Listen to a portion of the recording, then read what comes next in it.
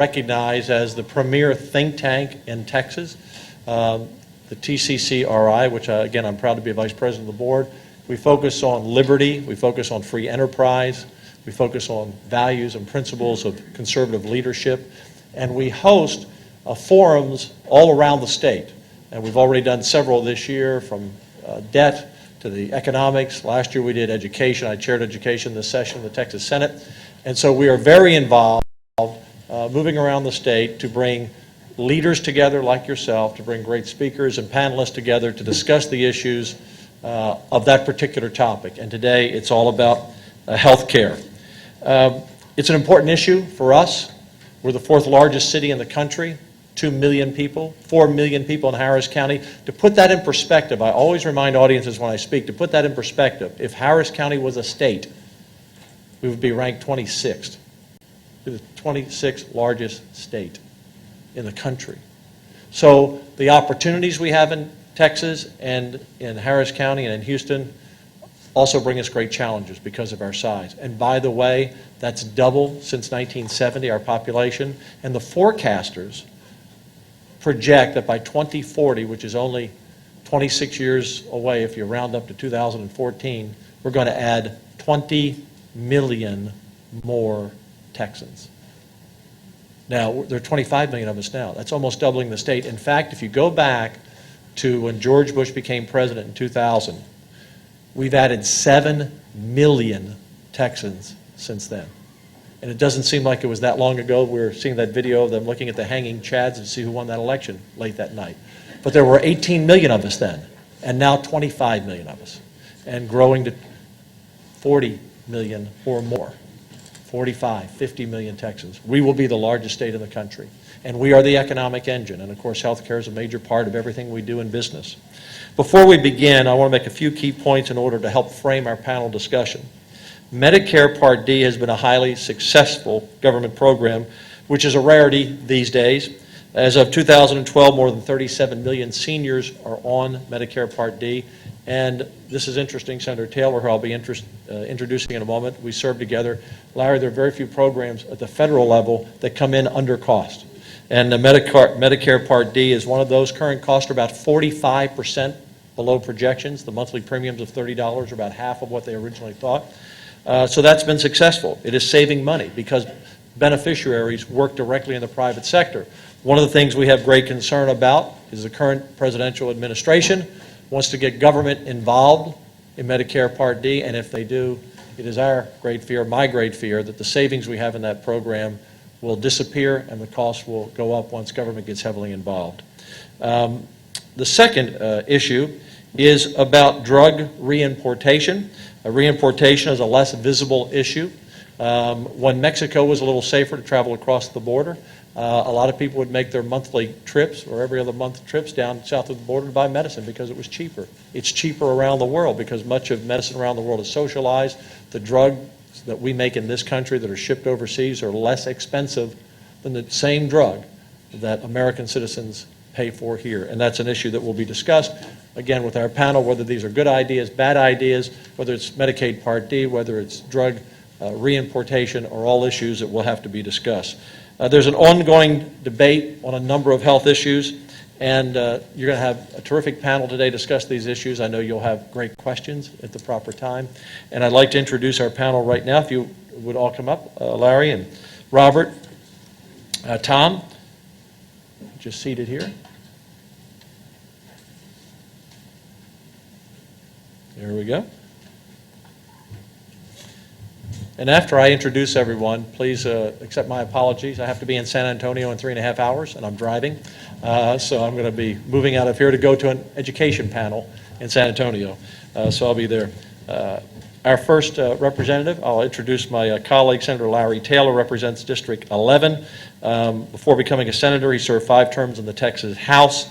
Senator Taylor is a vice president also of the TCCRI board and is a recipient of multiple Texas Conservative Coalition Courageous Conservative designations. As a private citizen, Senator Taylor owns Truman Taylor Insurance Agency in Friendswood, Texas, and it was a great privilege to work with Senator Taylor this year. He was also on education, which again I had the great honor to chair this year. Robert Moffett. Senator Taylor.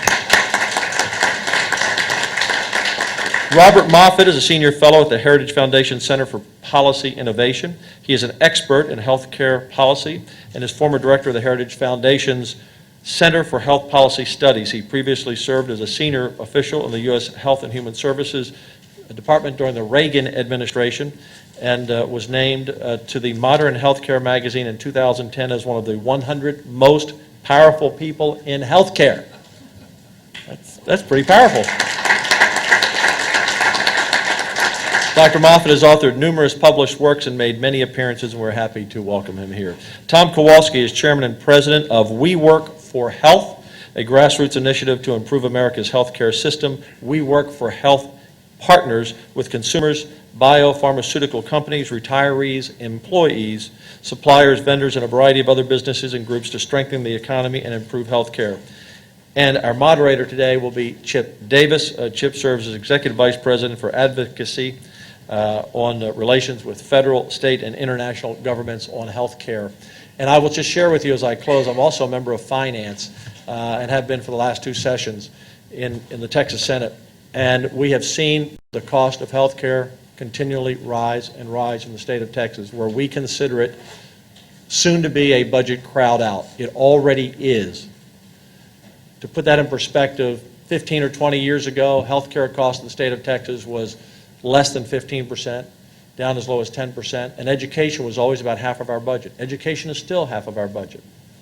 But health care is quickly becoming the other half.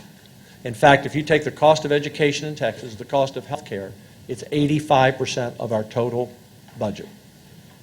Our total budget, $200 billion biennial budget, 85% is education and health care. And so this is an issue that we must get our arms around for better health care, but also for the best outcome for our economy, because it will impact everything we do. It will put tremendous pressure on the state to raise revenues, because people in the education community will say, we don't want to cut our dollars. The healthcare community is driven in large part by entitlements that we sometimes can't control.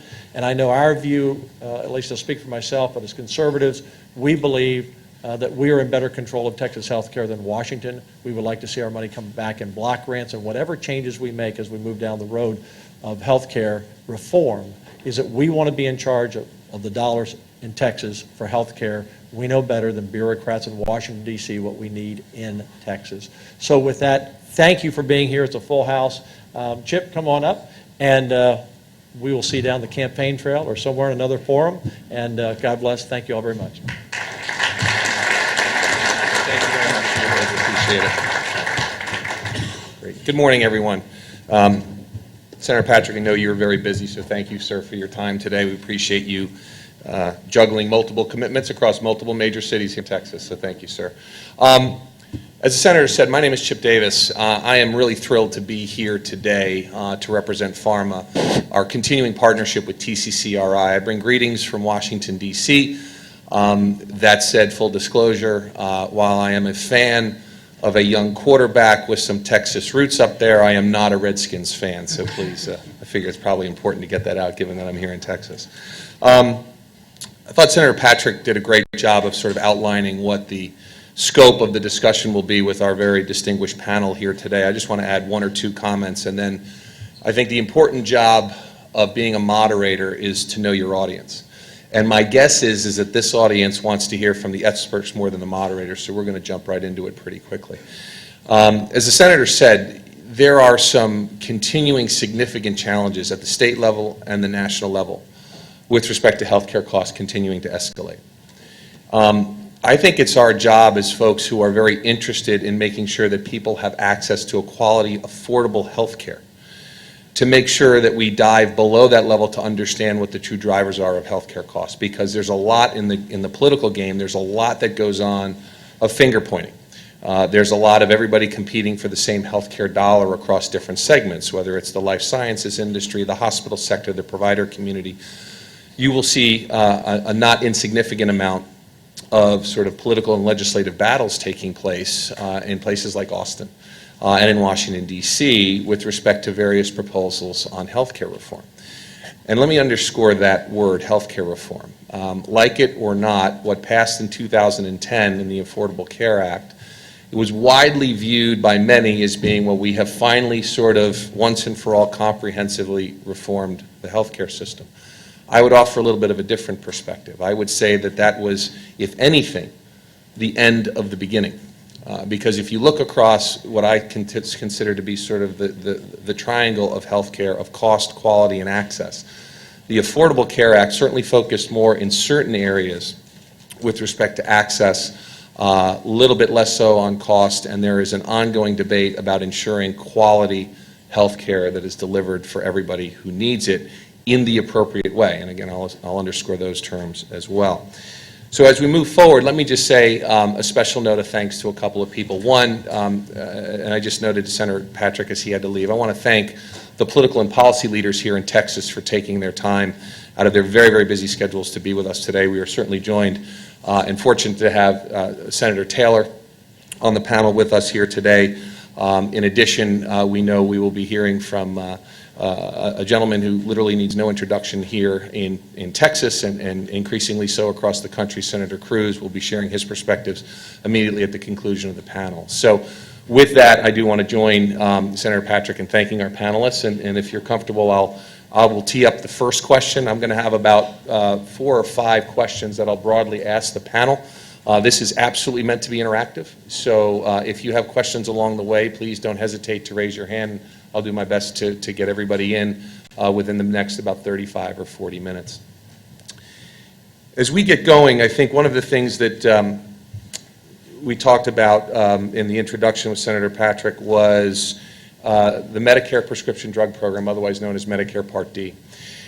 This is a really timely subject for a couple of reasons, not the least of which is that we are within 90 days of a pretty big anniversary of Medicare Part D, and it's depending on your choice, its birthday or its anniversary. It passed in November of 2003, passed by one of the slimmest margins you can ever imagine in the House of Representatives, and if you recall at the time, there was this incredible debate about how could an entitlement program like Medicare not have a comprehensive prescription drug program for seniors and those that are otherwise eligible for the program. And there was widespread acceptance that something needed to be done. The real political debate was about how you would go about implementing it. Should a Medicare drug benefit, by way of example, look like the Medicaid drug benefit that is administered at the state level? Should it be a single uniform formulary like the VA system? That was another very popular idea at the time, and there are proponents that still maintain that argument. The benefit itself, the full benefit, was implemented a little over 2 years later in January of 2006. So we now are coming on the end of really the 7th year of sort of the full program operating. And as a result of that bill passing, the Medicare Modernization Act of 2003, now 90% of all Medicare beneficiaries have access to some form of a comprehensive prescription drug benefit. And that number was much, much lower prior to the enactment of that bill. So as I turn to the panel, and if it's okay, Dr. Moffat, I'd like to start with you. With that backdrop, what's your sense on how is Part D working? You know, if you were very embroiled, as your introduction referred to, in the debate at that time, and now have all the anecdotal evidence. So what's your thoughts on how it's working? Well, thank you very much, Chip. Ladies and gentlemen, it was intensely controversial in 2003. There were profound divisions in Congress over this issue. There were very, very strong divisions among Republicans. Many of the Republicans, conservatives, supported the Heritage Foundation's position, which was against the enactment of Part D. We can talk about that, and I'm very happy to do so. But we have 10 years of experience now, and we know certain things are infallibly true. In other words, they're not subject to dispute, right? Part D, the heart of it, is that it is a system of financing for health care, specifically for prescription drugs. It is a defined contribution system. The government, in other words, provides a direct payment on behalf of a senior citizen equal to 75% of the cost of the premium for them to pick and choose the kind of health drug plan that they want. The result of that has been that patients are given direct control over the flow of dollars in the system. And the providers are required or compelled to directly compete with each other for those consumers' dollars. What do we know about this now that we're going on 10 years? Well, we know that the system of defined contribution financing provides a wide range of benefit options to senior citizens. It encourages an intense competition among providers and plans, and particularly the drug plans, and it results in the provision of those benefits at affordable costs. I would say that if you were to talk about the top line highlight of Medicare Part D, it would be this. It has, in operation, resulted in a level of performance that is unmatched in any other sector of the healthcare economy.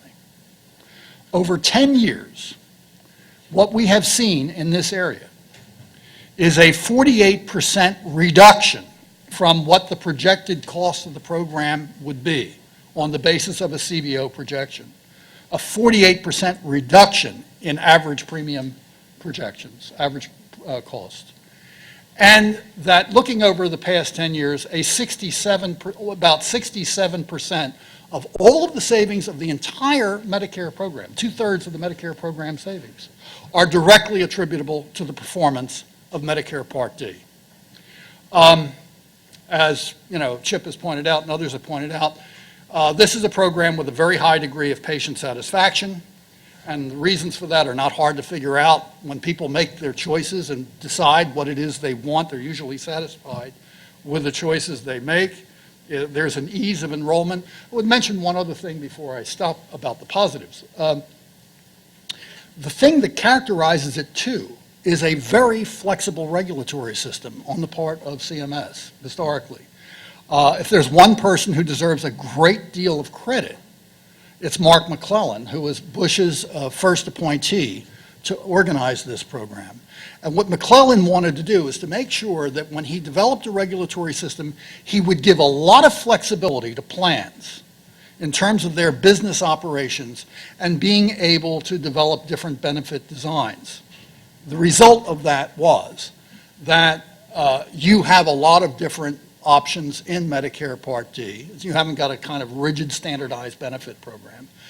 The other thing, of course, for seniors, which was a direct benefit of this, Congress, when it enacted this, created something called the donut hole. I think some of you are familiar with this. It's a gap in coverage that was congressionally engineered, by the way, to save money. But in the past 10 years, about 50% of all plans basically now provide coverage in the donut hole to basically expand coverage options for senior citizens. The bottom line is, as an operational demonstration of the power of competition and consumer choice, it's basically unmatched, and there's nobody in this room who can find any other program that operates as effectively in terms of controlling cost and providing patient satisfaction than Medicare Part D. Great. Dr. Moffitt, thank you. Senator Taylor, if I can sort of build on that question and in sort of a two-pronged follow-up to you, given your respective roles in the policy world and political world as a leader in first the House and then the Senate since the enactment of Medicare Part D, and also your expertise in the insurance area. First, what, if any, learnings have you had across your career in public service since the enactment of Part D? What are some of the learnings about the marketplace, access, and choice? And secondarily, with respect to the high beneficiary satisfaction that Dr. Moffitt talked about, I know there are polls that show upwards of 90+% of Medicare beneficiaries are either satisfied or very satisfied with their coverage. Is that consistent with or inconsistent with any feedback that you've gotten from your constituents along the way? Well, I would just say, as far as the Medicaid expansion, I was conflicted at the time. Is this mic on? Is that on? Can we get that? Okay. Like that.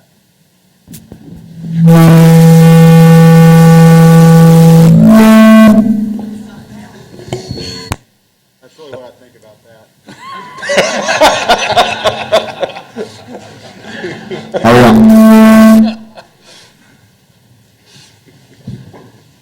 Try it now, sir. I'm afraid to say anything. Here we go. Anyway, can you hear me now? That musical interlude was brought to you by feedback. When they first started talking about the expansion with the new benefit of the prescriptions on as part of Medicare, I was conflicted on that. We already knew the Medicare program was upside down, but at the same time, it doesn't make sense to have a health care plan for senior citizens that doesn't include prescriptions, which is where medicine is going. So many things can now be treated with medicine that used to require surgery, so you actually lower costs overall by having a prescription benefit. But I think it was important to, if we're going to add that, which we needed to do, I think, to do it with an emphasis on markets and free markets and competition and choice. And fortunately, at the time, we had a president who believed in market competition and the benefits that it brings. And I think it's pretty obvious that it has, in fact, worked.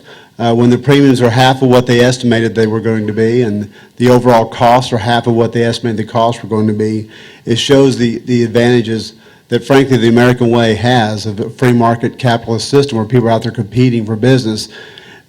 I'm not surprised that people's satisfaction rate is much higher with this benefit than others because they're having choices. And when companies are competing for people who have free choice, they will provide the best product and they will provide the best service and the best price. So I'm not surprised by any of that. I wish we would look to more of that example as we look at where we go with healthcare from this point forward. And I could go on and on about that, the whole thing of where we go from this point forward. I think the Affordable Care Act is a huge step in the wrong direction where we're getting away from markets and from competition and we're going more towards a single payer. The government makes the decisions for you and there are no, people are not competing for your choice. They're just giving it to you and you're going to have to take it. And that's kind of where we're headed, unfortunately. And I'll just tell you, in Texas, we're fighting that every step of the way.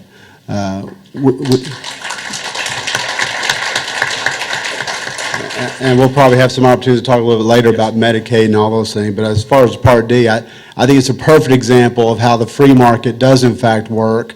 And even when you're expanding a benefit that the federal government is doing it, they can do it correctly. It can benefit people and lower overall costs. Great, thank you, Senator Taylor. Tom, if I come to you on staying on Part D for just a minute more, in your capacity as the president and CEO of the Healthcare and Bioscience Institute here in the state, you interact and actually represent the interests of biotechnology companies, biopharmaceutical companies, private research-based institutions. Given how important the commercial aspect of their business is in many ways because it drives the next generation of innovation, if you will, what's been the sense that you've gotten from discussions you've had with those partners on the success of Part D? Are we on? Hello? Oh, good luck with that.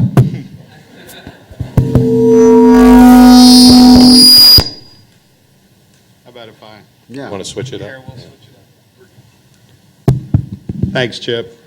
Well, the THBI is an institute that was opened in 1996. We're located in Austin, Texas, and our whole focus since the creation of the institute has been how can we create an environment in the state of Texas where we can become a global leader in the development of life science products.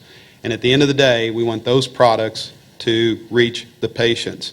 And so when we opened our doors in 1996, we really didn't have, with the exception of the medical center and our academic health science centers across the state, we really didn't have much. But if we fast forward from 96 to 2013 and where we stand today, I can share with you that we have over 3,000 companies. We have a $75 billion life science industry in the state of Texas, average annual salary about $76,000. And the most important thing that we gauge today is what happens in D.C. and what happens at the State House could have a chilling effect on the ability to do research and development and the ability to begin that drug discovery process and the medical device process. And so we feel that under Medicare Part D, if you go to a rebate, there could be some significant effects that would harm our industry today in the state of Texas. And let me just share something with you very quickly. Bringing a drug to the marketplace today, when we opened our doors in 1996, it took about a decade to bring a drug to the marketplace, average annual cost about $800 million. Today, it takes anywhere from 10 years to 15 years at an average cost of about $1.5 to $1.8 billion. And so Medicare Part D, based on the free market, it's saving money, it's bringing costs down. In fact, as I was doing my research and preparing my remarks for you today, I have two bits of good news. One is they're expecting the deductible to fall from $325 to $310, and for every 1% increase in prescriptions filled, it has led to a 0.20% decrease in Medicare spending. So the program's working, and yet the cost of bringing a drug to the market keeps rising. And so we want to be sure that it doesn't have the ability to chill R&D at a federal level, and I will tell you, folks like Senator Taylor, they've been very, very supportive of the life science industry today in the state of Texas, and it's grown significantly, and we're continuing to monitor the environment so that we can continue to bring the drugs to the marketplace and bring them to the patients who are the true beneficiaries of it. Tom, thank you. So if there's a question, sir? Yes, sir. What would torture reform have? Would that bring down costs of developing these drugs? Tort reform. Do you want to address Well, that? we've done it. Yeah. He's talking about the federal level. Legislation that pressures drugs. That X number of dollars set aside. Well, I'll just jump in here. In the state of Texas, we've already done some significant tort reform, and it's proven to work. I think you're talking about tort reform at the federal level as far as pharmaceuticals. And obviously, you know, pharmaceuticals is an interesting thing. They spend these 10 years, 12 years creating this drug that's a miracle for 99.9% of the people, and they get one person who has a bad reaction to it, and all of a sudden you've got a lawsuit of millions of dollars. I'm a big believer in the overall good, that we need tort reform that's meaningful and reasonable, but doesn't go beyond the bounds and can actually bankrupt a company who's providing a great benefit to so many people because of one bad reaction, because we're all different. You know, we're all going to have individual things, and they go through all that testing, and one person has a very strange reaction. I don't think it's worth bankrupting a company. And we've had that. We've seen that on numerous drugs that were providing a great benefit to a large number of people, but one or two people had a bad reaction. All of a sudden, it's taken off the market, and everyone else lost the benefit of that drug. So, Senator, if I can follow up on that. We've heard across the panel that there are a lot of pluses to the Part D program since its enactment and its implementation. I'm not sure, again, in your background in insurance is far more vast than I, but I noted with interest the 48% reduction in premium estimates. I wish my insurance carrier would tell me I could get a 48% reduction in anything I carry insurance on. You know, the reality is that this has come in way under what was originally projected from a budgetary perspective, and combine that with the high beneficiary satisfaction. You know, at its core, Tom talked about this as well, there's the market dynamic of access and choice. If people don't like a particular plan and they're a Medicare beneficiary, they're going to have the ability to sort of what we call vote with their feet. They can choose a different plan. They can evaluate what their health care needs are, the health care needs of their family, and make an informed choice on an annual basis. With that backdrop, not surprisingly, in Washington, D.C., within the sort of auspices of the fiscal challenges that the entire country is facing, which we all understand, there have been a number of proposals to modify the Medicare Part D program. Proposals that would include things like the government directly engaging itself in the negotiations with the pharmaceutical sector to essentially set prices the way it is set in the VA, as a way of example. There are proposals that would implement Medicaid-like price controls called mandatory rebates in the Medicare Part D program, either in lieu of or in addition to, on top of, the very aggressive discounts that are negotiated through the prescription drug carriers that are in the program that Dr. Moffitt said. So maybe a question to you, Senator. What are your viewpoints on any of the proposals that would fundamentally change the structure and the delivery mechanism of Part D as it currently exists? well, anything that's going to be more government interference, I would be against. And I'll just say, if they're going to make anything look anything like Medicaid, I would say absolutely not. Medicaid is a terrible throw a program that's grossly mismanaged. You know, it's one of the best health plans out there, but you can't get anybody to actually see a doctor because the access is terrible because they don't pay enough for the doctors to be able to do that.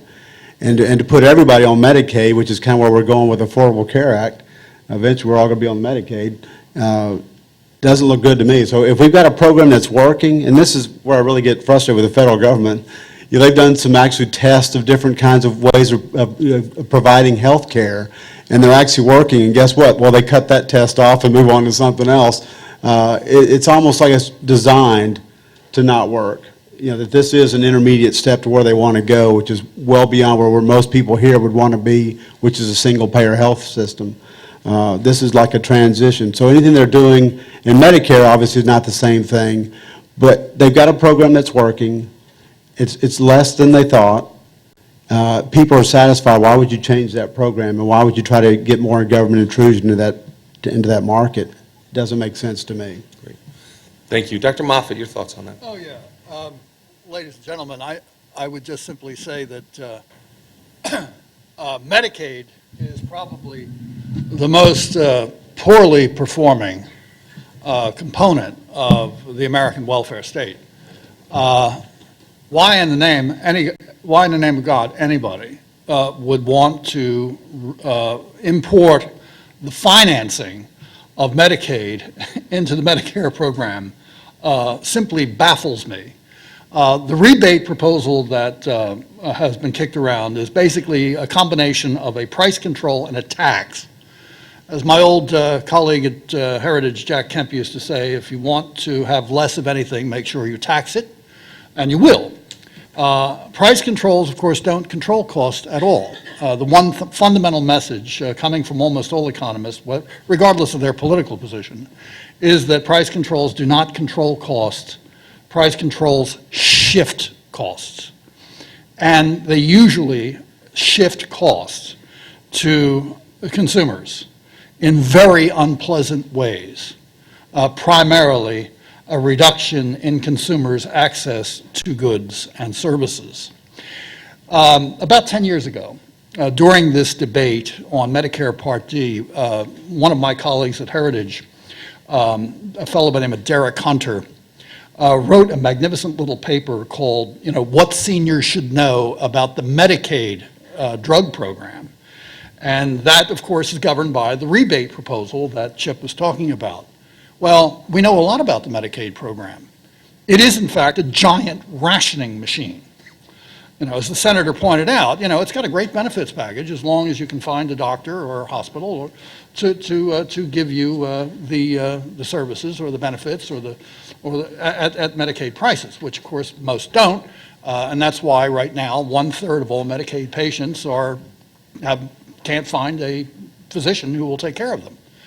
In the case, though, of drugs, what Hunter found was that a lot of the drugs that many of us take for granted, especially for very serious matters like cardiovascular disease and diabetes and cancer, are not available on the formularies in Medicaid.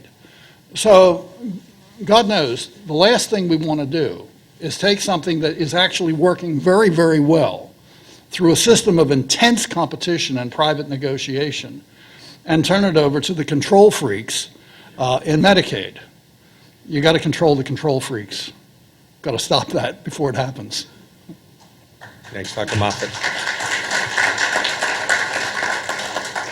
Tom, some of those proposals that we've been discussing, and particularly the Medicaid rebate proposal, has been assessed when it comes to the financial impact to the life sciences industry broadly, including the biotechnology sector, the pharma sector, where you interact on a daily basis.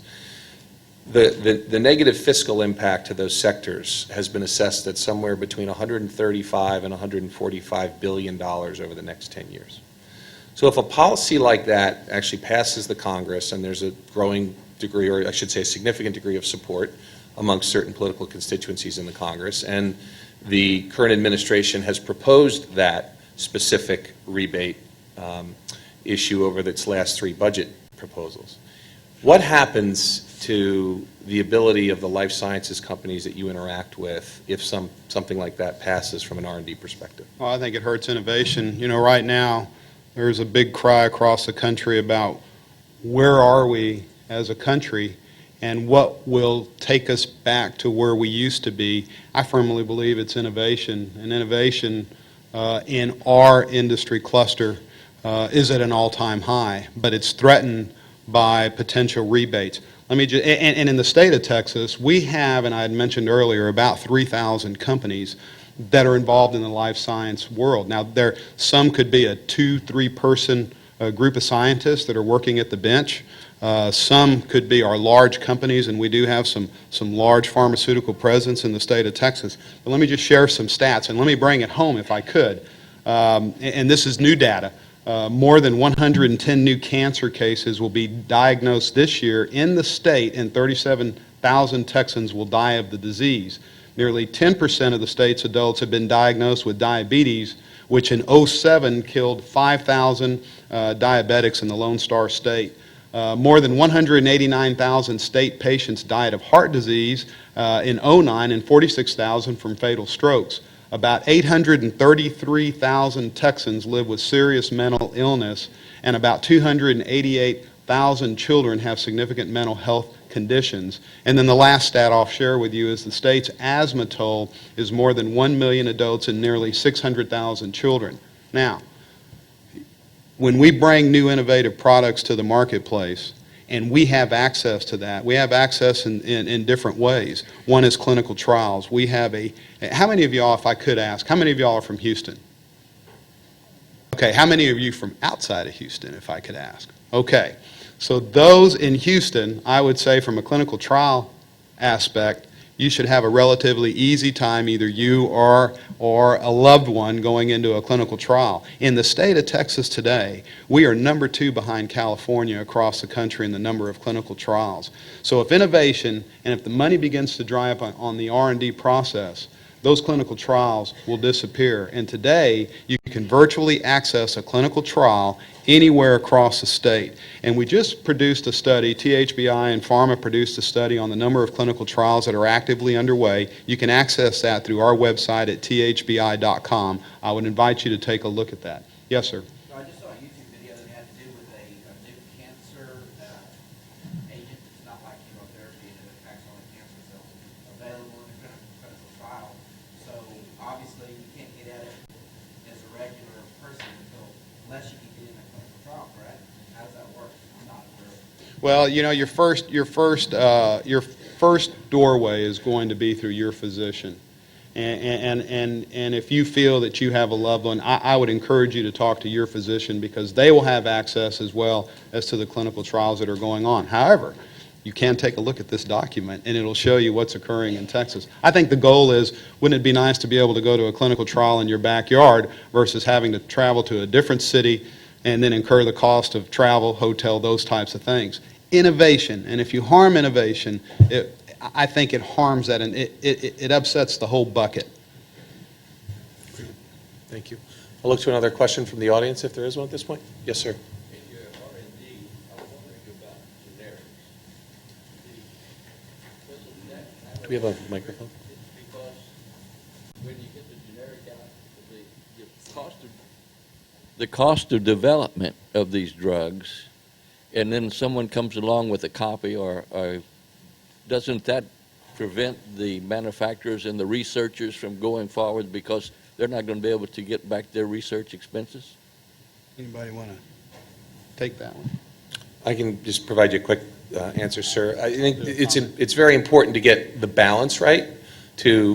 Tom shared earlier the length of time it takes a biopharmaceutical company, by way of example, the research, the discovery, the development, going through the regulatory review process with the FDA before getting approval to go to market. That now is taking on average 10 to 12 years. And the failure rate in the industry is astronomical because the science is so hard. You literally, for every, the line is for every 10,000 molecules that are originally examined on the front end of the laboratory bench, 1 to 3 of them will ultimately see the market someday. So there needs to be a recognition that you're not only trying to make that level of investment, target the most areas of unwanted treatment in healthcare, but you're also going to have to absorb the cost degree of the things that you shut down along the way because you find out it's not going to be therapeutically beneficial above and beyond, say, something that's already on the market. So there's a rightful need for strong intellectual property. That said, when that property rights holder's patent rightfully expires, the healthcare system we have in the United States is refined enough to know that when a generic enters the market, it will significantly erode the market share of the innovative company. In fact, there are some estimates that a generic entry into a market like the lipid-lowering market, the Lipitors of the world that you're familiar with, took up 80+% of the market share within a 60-day period. Interestingly enough, when people talk about the balance between generic prescriptions and branded or innovative prescriptions in the U.S., at the end of this year, it's estimated that 83 to 84% of all prescriptions written in the U.S. market will be for generic medicines. So that has a significant increase. Medicare Part D has actually played a role in that increase. It is making it more challenging for some of the companies to do the investment on the R&D if they don't believe that there's going to be the appropriate incentives contained in the system. So it's an ongoing challenge, but I do think we're entering a critical phase when you get utilization rates that high that even some of the generic companies are worried that if there's not more innovation forthcoming, ultimately they won't have the opportunity when that intellectual property that you spoke about expires to be able to provide a replication on the market. Sir? Why do we allow drugs to be advertised on TV like gangbusters? Does anybody? Are you saying there ought to be a law or something? Yeah, I'm going through my memory of how that came about because it's just a marketing thing. Frankly, the way they have to advertise them is kind of scary. If you listen to the very end, they start telling you all the stuff that can go wrong. I'm not sure why anybody would take any of that stuff. It's kind of a First Amendment thing, you know? Yeah. More than anything else. I mean, look, direct-to-consumer advertising is not a bad thing, as long as the information is correct, and that's why we do have oversight over marketing with drugs and a number of other things, but that's perfectly legitimate. I don't think that's a problem. I think a restriction on the flow of information to consumers is your greatest threat, and I think to the degree to which we're having a centralization of decision-making in the healthcare system under the Affordable Care Act, it's going to even be a greater threat in the future. So, no, I don't see any problem with direct-to-consumer advertising. I think we're going to have more of it. Do you want to say something on that? I like it because I will tell you we had a personal experience. My wife was watching one of those commercials and she said, "That is what I have." And we were able to go to the doctor and find a medication that has literally changed her life around. So, you know that old saying, "Mama ain't happy, ain't nobody happy"? Well, in my household, I like it. And then when they start talking about the side effects, we use the mute button, and that usually happens around dinner time. So I like it. I didn't know, Tom, you and I were married to the same woman. Let me If I quickly... could just add come to you, sir. one real quick thing, what he just said, and I think he made a very important point. They can advertise, but the fact is you still need to go to your doctor, and I think that's an important part of the deal. The doctor should, and I've heard of doctors being pressured into doing prescriptions because somebody told them, "I want this prescription." But if you have a doctor who's in that position to stand and say, "No, wait a minute, here's what you need." So the advertising is good to a point, but you still need to go through that doctor, and I think that should be the point where we get back to reason and beyond just the marketing of it. Yeah, it's better to go to the doctor than down to Tijuana, and you'll just get a better deal, I think. Actually, staying with the Tijuana theme for a second, another issue that actually, Senator Patrick, I thought, did a great job of teeing this issue up within the context of framing the entire panel. He talked about the issue of importation and how it is not as discussed, it's not as politically hot an issue across the country, if you will, as, say, it was prior to the enactment of Part D, in part because that's when you were hearing a significant number of stories in border states to the south, states like Texas, to the north, along the Canadian border, of a number of people who were driving across the border to purchase drugs in a different healthcare system where they were price controlled. I guess an open question, I'll throw it out to all of you. Do you hear as much about importation? Is it discussed amongst policymakers as fervently as it once was? And what are your thoughts either on the issue from a market dynamic or a safety point of view? Actually, it is not now a hot issue, this whole question of reimportation. And as I say, largely because 90% of all seniors, as we know right now, actually have access to prescription drugs. About 60% of them are getting them directly out of Medicare Part D, so there doesn't seem to be the demand that there was before. So the political pressure is simply not there. I do want to address this, though, because I think there's a lot of confusion about this whole question of reimportation and free markets. One of the arguments by some of my friends on the conservative side is, well, come on, why don't we just open up the market and let people re-import drugs from Canada, Mexico, wherever, Zimbabwe, good knows. But anyway, just let's have it. Open up the market, let the market decide. I think we have to really hit this head on about how markets actually function. And let me just make a simple observation. It's not a very profound observation, it's a simple observation. And that is, when Adam Smith wrote The Wealth of Nations in 1776 and outlined for the first time the functioning, in detail, the functioning of how markets actually work, Smith had a very, very simple rule, which of course has been repeated again by some of Smith's greatest disciples, Nobel Prize winners like Friedrich Hayek and Milton Friedman. There is no free market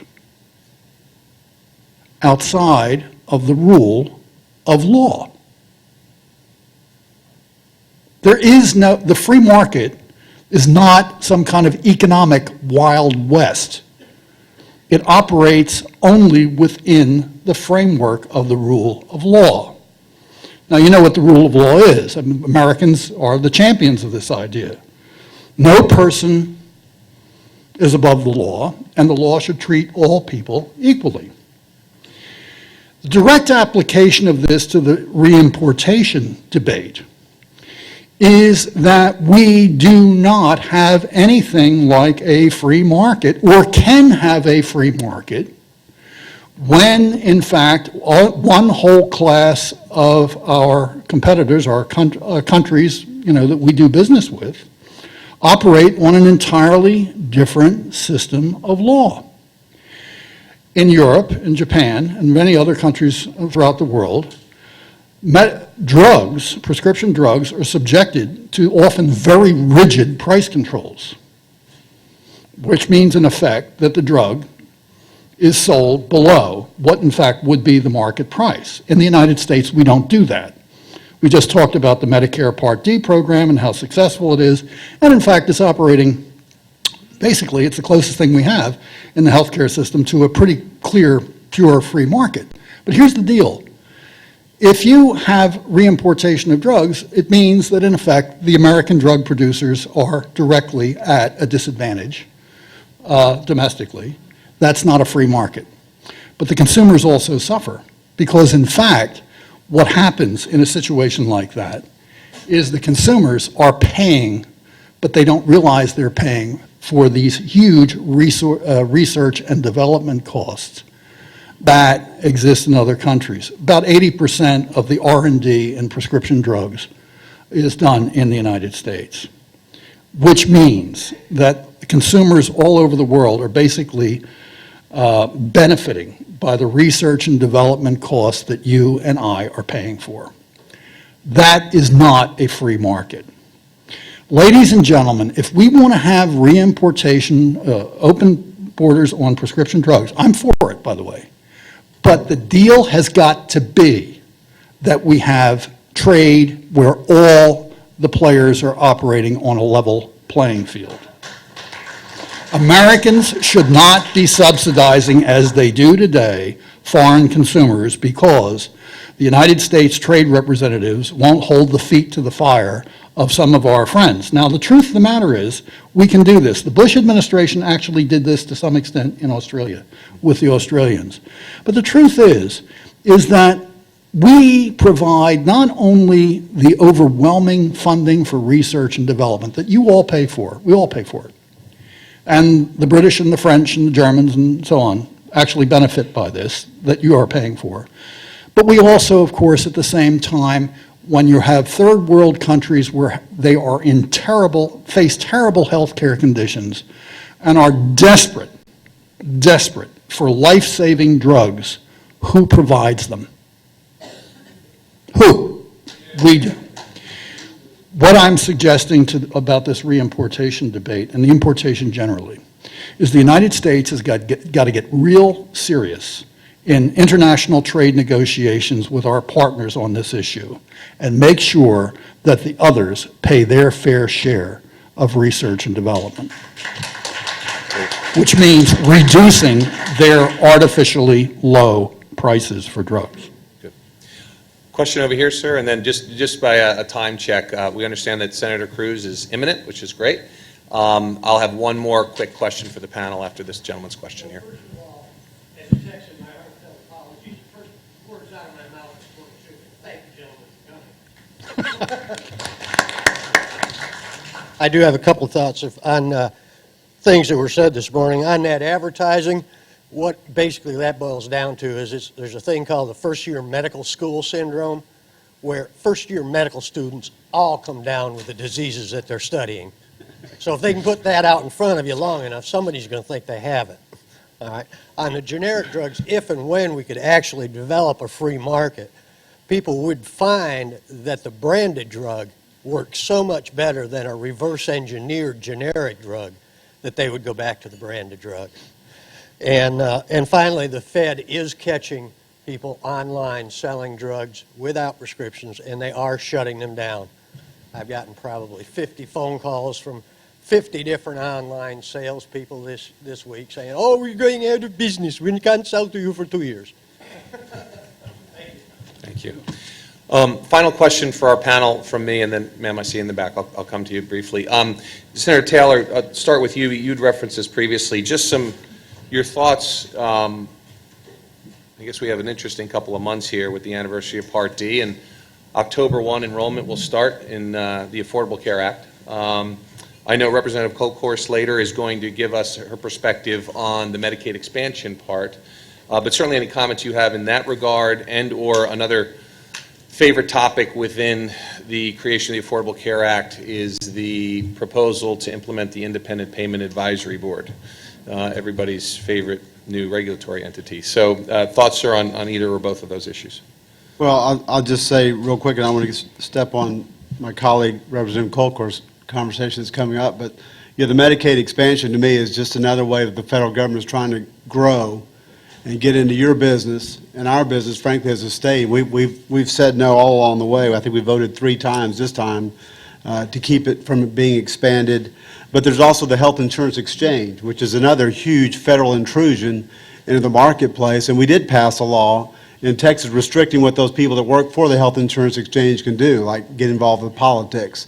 I mean, if you're going to be trying to help people with their health insurance, you need to be telling them who to vote for president, a number of things, because it's just a huge intrusion. They're going to tell you what plans qualify, which means the federal government's going to tell you what is a good health plan, to even be on the health insurance exchange, what you can charge. I mean, it's a whole litany of things that, frankly, we don't need in Texas. We need to be going more towards markets and letting people make choices for themselves and letting the market prove its benefit like it's done time and time again in so many things when you talk about innovation. One thing you know, when government takes over, there will be no innovation. And that's the absolute fact. It's been proven time and time again. If you want to stop anything from moving, you tax it. And that's what we'll do with that. So we did pass a bill regulating the exchanges that the feds are trying to push in, but we did not implement a health insurance exchange in Texas. Frankly, we'll see if the feds can even do it themselves. We talked about the estimates for the Part D. So far, the Affordable Care Act has cost twice as much as they said it was going to cost, and they've missed half the deadlines that they were supposed to make during the enactment of this terrible law. So, My personal hope is that this thing will collapse under its own weight, but they're trying everything they can do to keep it going. But we're not going to help them here in Texas. And I think our country deserves better. And frankly, I pray, hope and pray we can stop this thing before it gets fully implemented. Great, thank you. Tom, your thoughts on implementation? What scares us the most is the IPAB, because what you have is a group of folks that will be appointed by the president. They're accountable to no one. And we have been fighting IPAB. We've been to D.C. quite often to talk to our Texas congressional delegation members. And they're doing a great job. They understand this, and they understand IPAB. And I will just close with this. This is from Howard Dean. Have you all heard of this fella? Wall Street Journal, the Affordable Care Act's rate setting won't work, and he calls IPAB essentially a healthcare rationing body. It's on the Wall Street Journal website. I think it's fascinating reading when one of those folks can pop up and say IPAB does not work. Thank you. Great. Dr. Moffitt, anything on that? Well, the Texas Conservative Coalition and Howard Dean, when they get together, I think I was going to say the same thing, Dr. there's a chance for progress. He screams a lot too, and he can make noise. So, there's a lot there. I've met Howard Dean, and in fact, I talked to him about this article before it was published, and he's very, very firm on this. He's right. IPAB, it's a vital organ of the Affordable Care Act, and he is absolutely correct. It is a rationing machine. It doesn't have any authority other than to cut reimbursement. So what you're talking about is an unelected body that will determine what medical procedures will be financed, how they will be financed. Now, of course, that's not specifically rationing in the normal way in which things we call direct rationing, but it's indirect rationing because they can simply say, you can have your MRI, you can have this procedure, that procedure, whatever, but we're going to set it at a price which will make it absolutely impossible for any medical provider to deliver it. Ladies and gentlemen, there's a more important issue here, and that is, what is really wrong? I mean, the Affordable Care Act is a manifestation of a greater and bigger problem. And I can't leave this panel without bringing this up. For the past 100 years, we have been in a kind of on and off battle over the extent to which the federal government's lawmaking is going to be by regulation, right, or by statute. My colleagues at Heritage have called attention to this periodically, but I want to leave this with you. The greatest single threat to our freedom and our constitutional order is the growth of an administrative state. Hear me. We today are governed more and more or directly governed more and more, not by statutory law hammered out in public debate in the House and Senate, but rather by unelected civil servants protected by tenure who make rules and regulations with the force of law. Rule of regulation is the rule of regulators. The rule of regulators is arbitrary and capricious inherently. What you are seeing is arbitrary government. And it is the very thing, the ugly thing, that the founders of the United States revolted against. Texans know all about that because you had to do it too. The man's name was Antonio Lopez de Santa Anna, who destroyed freedom in Mexico. The rule of regulation is the rule of regulators. It is arbitrary government, and what you are seeing playing out is that drama. We have got to reverse this because our civic life as a free people depend on it. Thank you very much. We have time for one very brief question. If we can, ma'am, you've been patiently waiting in the back. Your question? Thank you, guys. Then we're going to go.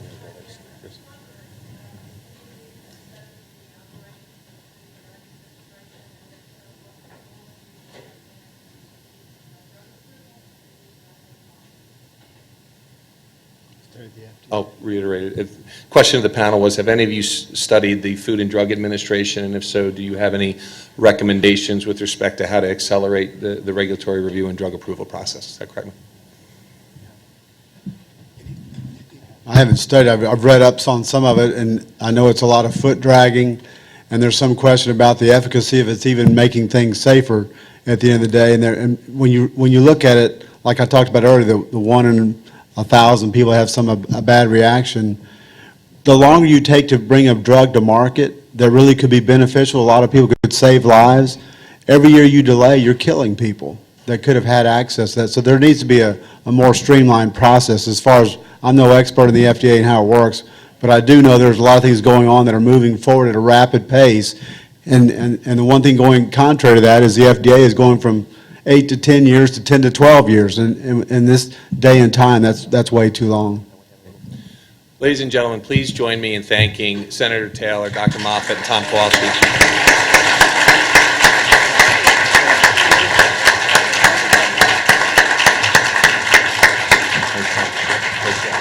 Great job.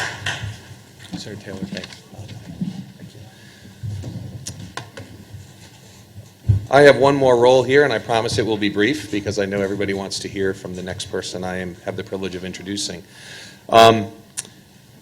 Someone who obviously needs no introduction here in the great state of Texas, nor I would suggest now nationally across the United States, and that is U.S. Senator Ted Cruz from Texas.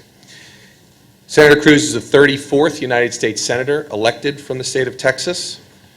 He was elected in November of 2012 in what was described by none other than the Washington Post as the biggest electoral upset of 2012, a true grassroots victory against very long odds.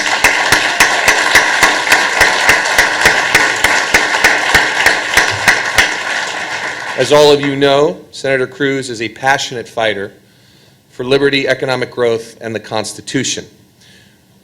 He is that type of fighter because he has seen firsthand the miracle of freedom and opportunity in America.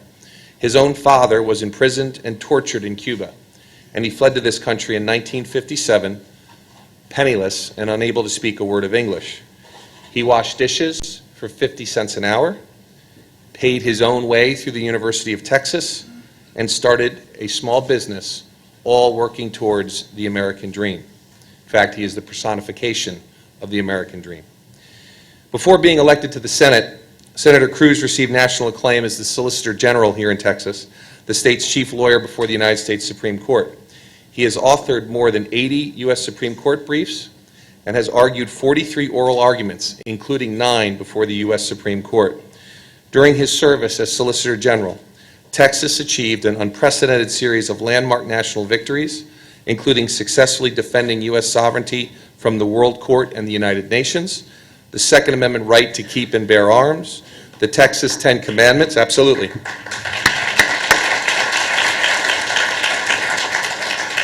And last and certainly not least, the words, "under God," in the Pledge of Allegiance.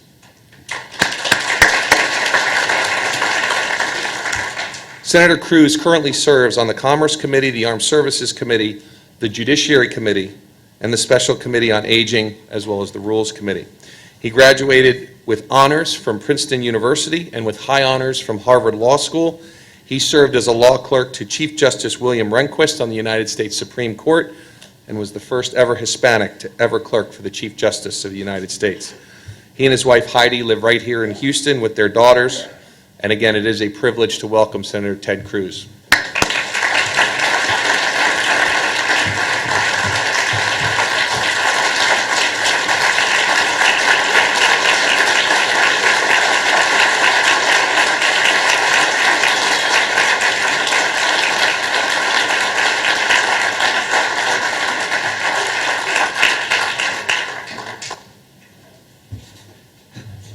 Well, thank you very much. Good afternoon. It is great to join you. Thank you all for being here. I've got to start with a bit of somber news. By virtue of each of you coming to this Texas Conservative Coalition event today, tomorrow morning each of you is going to be audited by the IRS.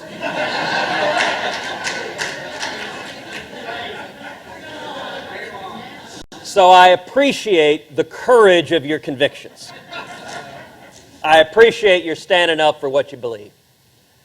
You know, this morning I started the day by having breakfast with our two little girls, Caroline and Catherine. Caroline's 5, Catherine's 2, and today was the first day of kindergarten for Caroline, which is exciting. She was thrilled. She had her brand new uniform, was jumping up and down, all excited to go. I couldn't help but think back to about 2 years ago when Heidi and I were on vacation with some friends, and those friends had little girls, and Caroline wanted to drive in the car with her friends, and we were going in a separate car. And Caroline, as a 3-year-old, began throwing a fit. I mean, yelling, screaming, fell to the floor, kicking. I'm sure none of you all have ever had those issues with your kids. And Heidi was pretty tough. And she sat down and had some pretty stern words with Caroline, and we just about canceled dinner. If she had continued doing that, the whole dinner was going to be off. A couple hours later, we got back to the hotel room, and we're kneeling down with Caroline saying her prayers at night. And Caroline, at age 3, she looks up and she goes, "Dear Jesus, today we had a situation. And I'm not sorry, but it's not going to happen again."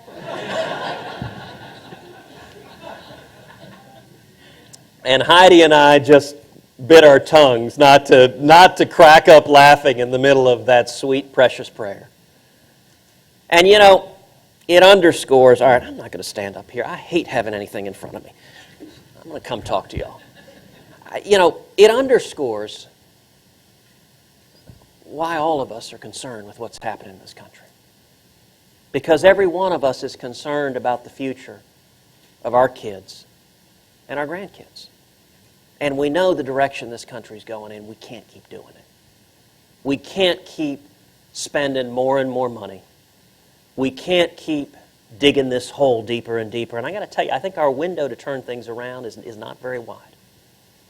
Now, I want to talk just briefly because I want to leave a little bit of time for some Q&A. But I want to share with you what is my very top priority in office. And it is directed at one thing, and that is restoring economic growth.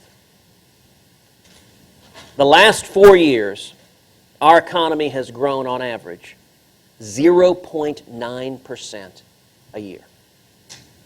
To put that in context, there's only one other period since World War II of 4 consecutive years of less than 1% average growth. And that was 1979 to 1982. It's coming out of the Jimmy Carter administration. It was the same failed economic policies, out of control spending, out of control taxes, out of control regulation. And it produced the exact same economic stagnation. Now, I think restoring economic growth ought to be every elected official's top priority, whether Republican or Democrat. This should be a bipartisan objective. Because, you know, economic growth is foundational to every other challenge. If you want to turn around unemployment, you got to have growth.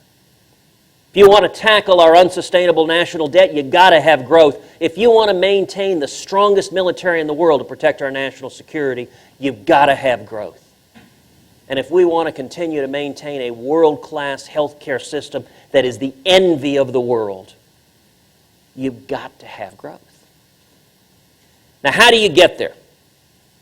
And you get there, I would say there are 3 sub-priorities in our office that every day we're focused on, each and every day, every member of our staff, to how you get growth. Number 1, reining in the out-of-control spending and the unsustainable debt. Number 2, fundamental tax reform. And number 3, regulatory reform. Let's talk about spending. Last fall, I had the honor of speaking at the Republican convention down in Tampa. And then, as now, I talked about Caroline, and I talked about the national debt. And that evening, I got back to my hotel room, it was about 1:30 in the morning, and pulled out my iPhone, began looking at Twitter. And Paula Poundstone, the comedian, it so happened she was watching that convention that day. I guess she didn't have anything better to do. And she sent a tweet. She said, "Ted Cruz just said, when his daughter was born, the national debt was $10 trillion. Now it's $16 trillion. What the heck does she do?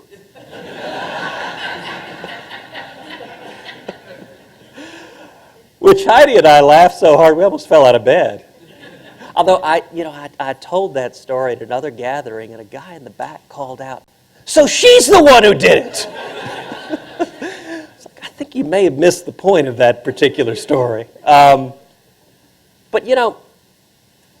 Carolina's 5. I mean, if you think about it, in her short life, our national debt has grown over 60%. Look, what we're doing, it's fundamentally immoral. Our parents didn't do it to us. Their parents didn't do it to them. No generation has ever foisted on their kids and grandkids a national debt larger than the size of our entire economy. And if we don't turn around, our kids and grandkids will spend their whole lives not working to meet the challenges of the future, not working to meet the priorities of their generation, but working to pay off the debts that their parents and grandparents racked up because we were too irresponsible to live within our means. And that's just not right. The second key to restoring economic growth is fundamental tax reform. Our tax code is incredibly complicated. It's incredibly Byzantine. You know, the cost every year of complying with IRS burdens is roughly $500 billion a year. That's equivalent to what we spend on our entire military. And all of that's dead weight loss. None of that produces, as I like to say, even a single truck or tortilla. It's just meaningless paperwork coming from the government. We need fundamental tax reform. You know, we all saw the abuses of the IRS. We saw the IRS ask some citizen groups, tell us what books you're reading. Prepare a book report on the books you're reading. We saw them ask other groups, tell us the content of your prayers. Listen, the federal government has no business whatsoever asking any American the content of our prayers.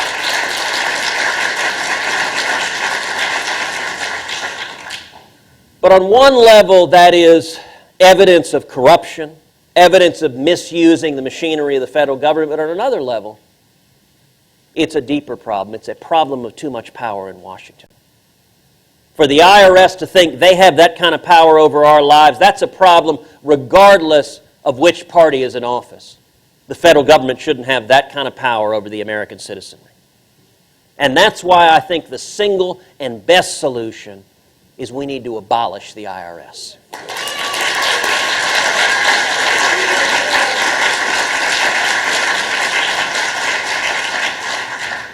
Now that is not going to be easy. If typical rules of Washington apply, that can't be done. Because you know what? There are an army of lobbyists on K Street who make hundreds of millions of dollars lobbying for special exemptions in the IRS code. There are more words in the tax code than there are in the Bible. Not a one of them is as good. All right, anyone know the shortest scripture in the Bible? Jesus wept. There's been a whole lot of weeping because of the IRS. The only way that happens, because there is right now a bipartisan, entrenched coalition of politicians that wants to preserve the status quo. The only way we change it, we abolish the IRS and move to a simple flat tax where every American can fill out his or her taxes on a postcard.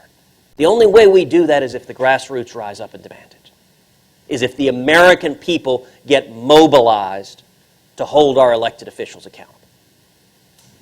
And the third key to economic growth is regulatory reform. This administration, sadly, has unleashed regulators like locusts upon small businesses, upon people struggling to climb the economic ladder. The single most important regulatory reform we can adopt is to repeal every single word of Obamacare.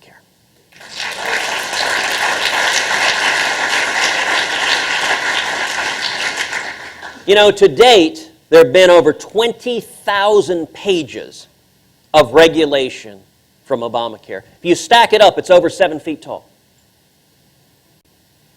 Some weeks ago, I did a teletown hall, about 50,000 Texans. A small business owner called me and said, how do we even figure out how to comply?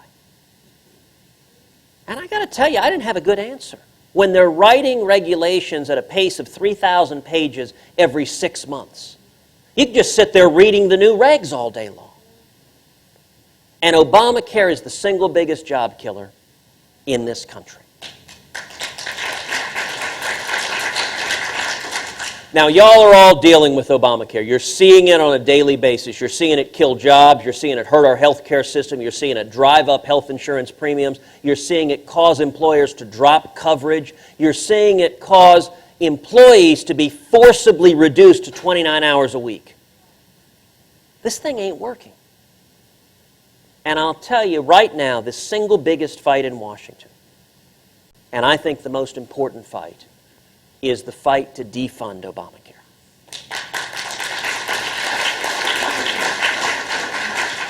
And let me tell you for a minute how we can get it done. Listen, Congress has had, 39, 40, 41 votes to repeal Obamacare. All of those have been symbolic votes.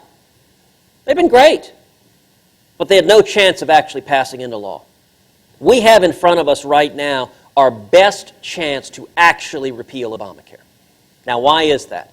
Because the continuing resolution, which funds the federal government, expires on September 30th. I've publicly stated, along with a number of other senators, under no circumstances will I vote for a continuing resolution that funds even 1 penny of Obamacare.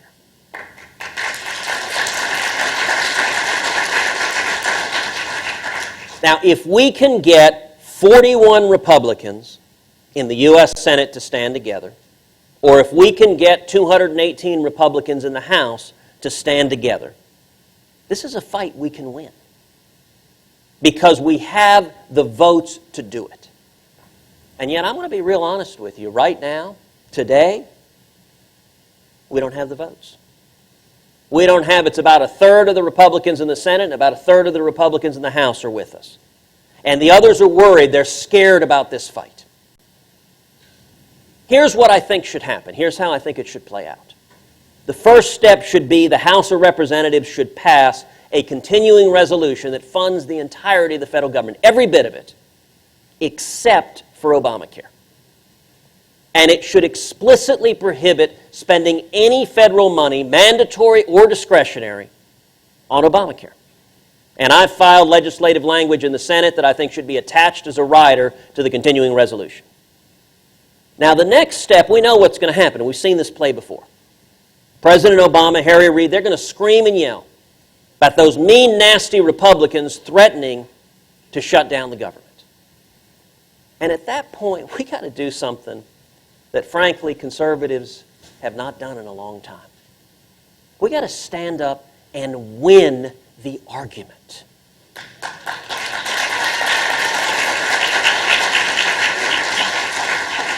We need to get up and say, no, we have voted to fund the federal government. We don't want to shut the government down. We want to keep the government going.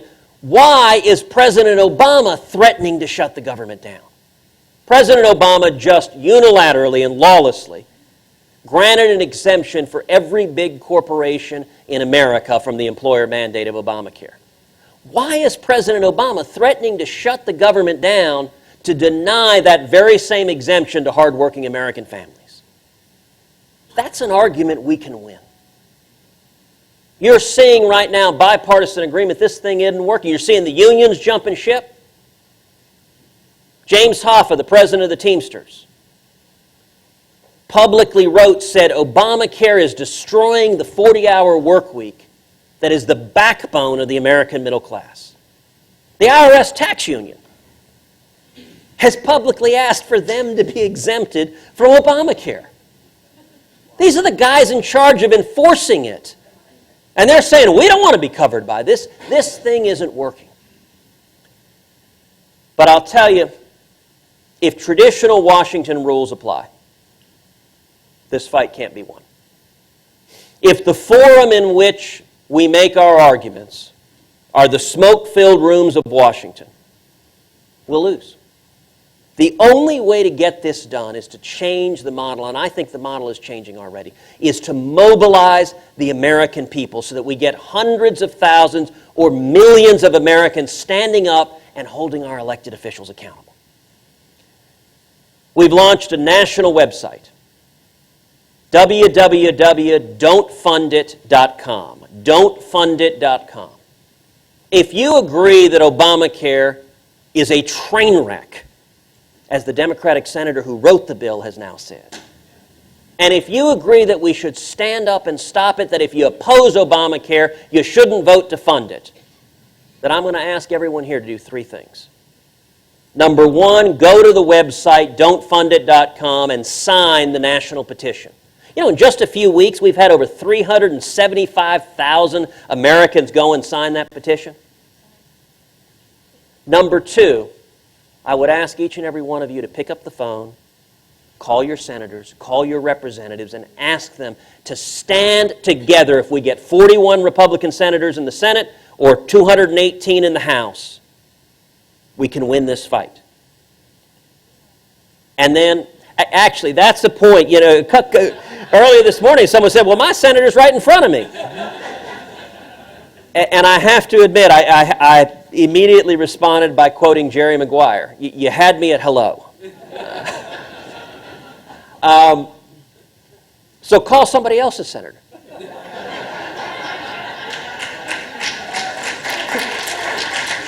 And by the way, the website don'tfundit.com has a whip count of where every Republican in the Senate is. It has their public statements, it has their phone numbers there, and it has links to their Facebook and Twitter.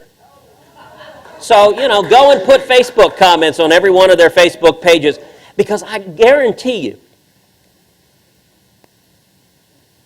you want to see politicians terrified. Let them start hearing from their constituents. And let me tell you, I think liberty is never safer than when politicians are terrified. So I would ask each one of you to reach out and make your voices heard loud and clear. And the third thing I would ask is for every one of you to get 10, 20, 30, 50 people to do the exact same thing. If we can get millions of people standing up, listen, the biggest divide we're facing in this country, I don't think is between Republicans and Democrats. I think the biggest divide is between entrenched politicians in Washington and the American people. And we need to get back to the American people. And so what I'm doing every day between now and September 30th is working to build a grassroots army, to mobilize, to energize people, to hold every single elected official accountable, including me. Listen, under our Constitution, sovereignty doesn't reside in Washington, D.C. It resides with we the people. And that's what this fight is all about, is restoring economic growth. And the reason we need to restore economic growth is because it's foundational to opportunity. And with that, I'm happy to answer or dodge any questions you like. Yes. First of all, thank you for being here, and thank you for what you're doing in Washington to defend our Constitution. My name is Judy Bose, and I'm part owner of a small company called Kiwi Golf. We are moving our manufacturing from mainland China to Baytown, Texas. Fantastic.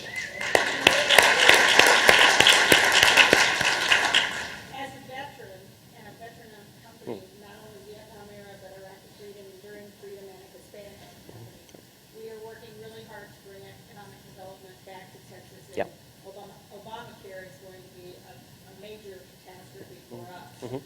As a small business, Yep, though, yep. we also are finding doors closed because we're in Texas to any of the opportunities that the Economic Development Agency and the Department of Commerce have and have requested through the appropriations process. How is the budget looking? It's a great question. Let me start by saying thank you for your service to the country. Well, and actually, I'll tell you, my chief of staff played on the golf team at University of Virginia, so he will be thrilled with anything golf related. It's you can't talk. He practices his golf swing all day long in the office, so he'll be very excited about that. But I want to thank you for your service to our country. Number one, you know, The challenges facing small business, I think, are enormous. And there is no doubt that one of the concerns with this administration is they have demonstrated a willingness, I think, to use Chicago-style thuggery. And it is not an exaggeration to say these guys are coming after Texas and they're coming after us hard. And you know, I think it's wrong. That's not the role of government, to target those. You know what? I was elected to represent the state of Texas, to represent all 26 million Texans. Even those who voted against me, it's my job to represent them and fight for their rights. And I think it is a disturbing pattern. I will say this, I think the most important steps we can take for small business are simplifying and reducing the tax burden and reducing the regulatory burdens like Obamacare that are standing in the way of expansion. You know, 2/3 of all new jobs come from small businesses. I mean, I think small businesses are, and this is actually something I closed with. Why does economic growth matter so much? That's exactly right. And the biggest reason is economic growth produces opportunity. For a long time, I've advocated what I call opportunity conservatism, which is that every policy conservatives think about, talk about, should focus like a laser on opportunity, on easing the means of ascent up the economic ladder, on how it impacts the least off among us. Let me tell you a dirty little secret that our friends in the media won't tell you. The people who have been hurt the most by the Obama economy are the most vulnerable among us. They're young people, they're Hispanics, they're African Americans, they're single moms. Biggest lie in politics is that Republicans are the party of the rich. You know what? The rich do just fine. If you hammer small businesses with $1.7 trillion in new taxes, with massive regulations, the CEOs survive. The people who lose their jobs are the kids coming out of school, are the single moms trying to feed their kids that are trying to climb the economic ladder. They're the ones that get laid off. They're the ones that don't get hired. They're the ones that get their hours reduced to 29 hours a week. Under Barack Obama, Hispanic unemployment climbed to nearly 10%. African American unemployment to 14%. Young people aged 16 to 19, over 25%. The most important reason to bring back economic growth is that it enables a dynamic, growing economy that lets people come like my dad did with nothing, washing dishes for 50 cents an hour, and yet with hope and a dream in his heart. And that is the story of our country. Every one of us here is the child of those who risked everything for freedom. And the biggest problem with the Obama economy is the stagnation of the last 4 years is strangling the opportunity for people to climb the economic ladder and achieve the American dream. All right, I'm getting the hook. I got time for one more question. Yes, sir. We hear the Democrats saying that if the government shuts down, the Republicans are going to lose. Is that right on those? My question to you, do you really believe the Democrats are concerned that's the reason Representative Look, it's a very good point. The question was that we hear if there's a government shutdown, the Republicans will lose. And typically it's helpfully Democrats and liberal media outlets like the New York Times that my friend was observing somehow their concern for the Republican Party seems slightly less than genuine. The reason that so many Republicans in Washington are scared of doing this is they're convinced we'll get blamed. We'll get blamed politically for a government shutdown. And I think there are a couple of things. Number one, I think there is far too much navel-gazing and looking at polls and being scared of political consequences. Stand up, do the right thing, lead, and the politics will take care of itself.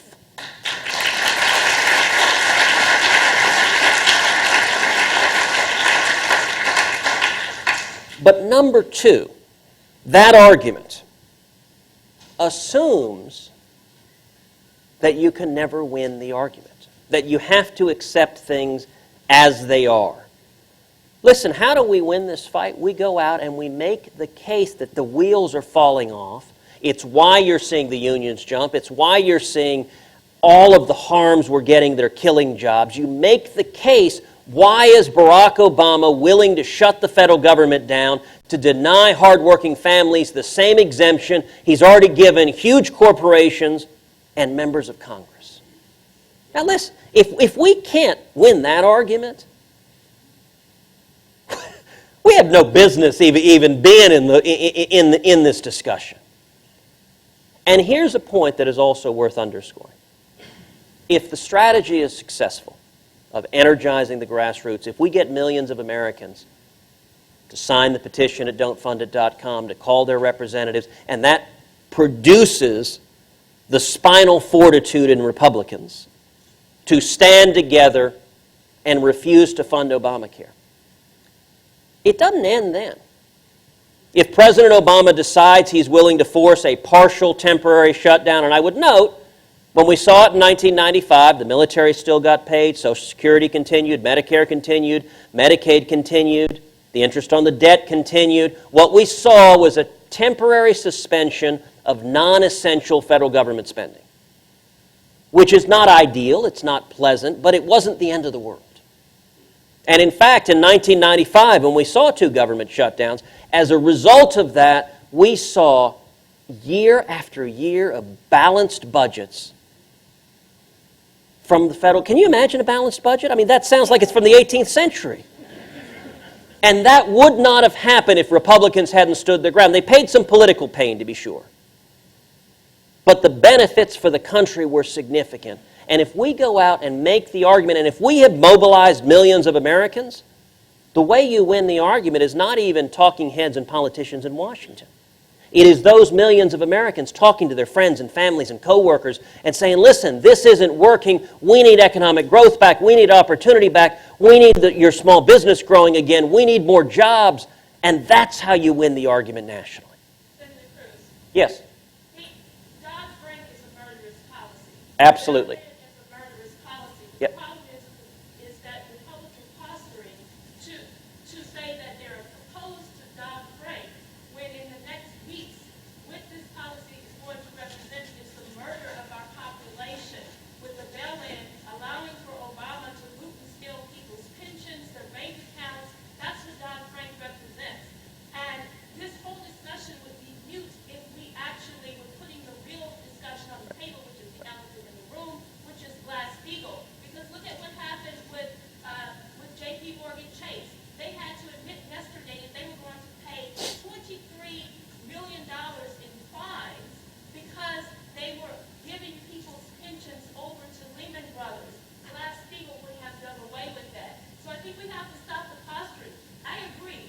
The 2 worst policies of this Obama administration were Dodd-Frank and Obamacare. But if we're not willing to take this on from the top, we're talking about progress. Progress starts with banking reorganization, Glass-Steagall now. Well, thank you for that point. Let me say on Dodd-Frank, I have observed more than once that Dodd-Frank, talk about a bill you don't have to read any further than the title to know that nothing good can come of it.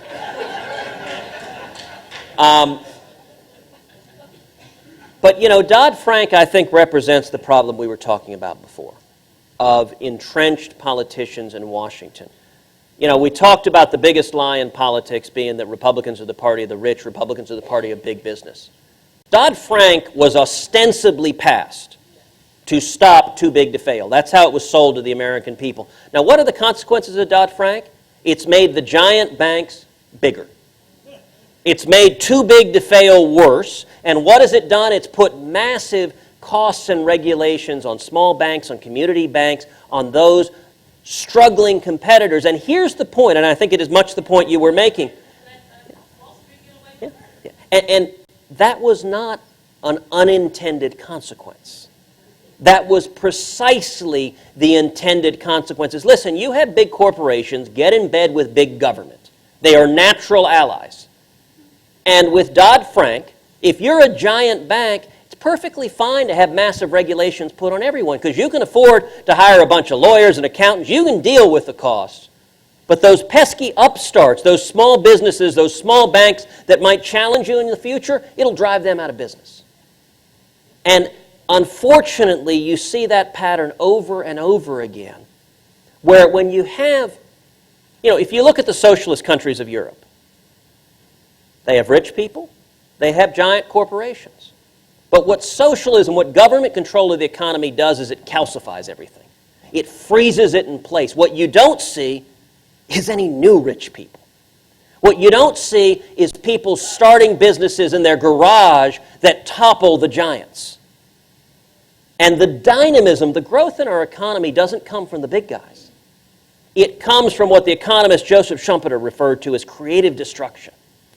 It comes from the small businesses challenging the giants and upending the entire way of doing things. And all of these regulatory messes prevent that from happening. We got to get back to growth for the very simple reason that growth is foundational to opportunity. And so, with that, thank you very much. God bless you. I think this microphone works.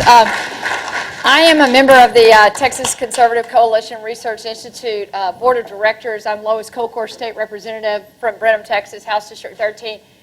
I want to thank Ted Cruz. There's nothing junior about our senator. He has literally set the world on fire. He is toppling the old paradigm of go up there, be quiet, and fit in. And we thank you from the very bottom of our heart. And it's what we expected you to do when we elected you, and we expect more great things. Thank you for being here. Thank you for caring about the United States of America. Thank you so much. Thank you, Lois. Thank you. God bless you. Good to see you.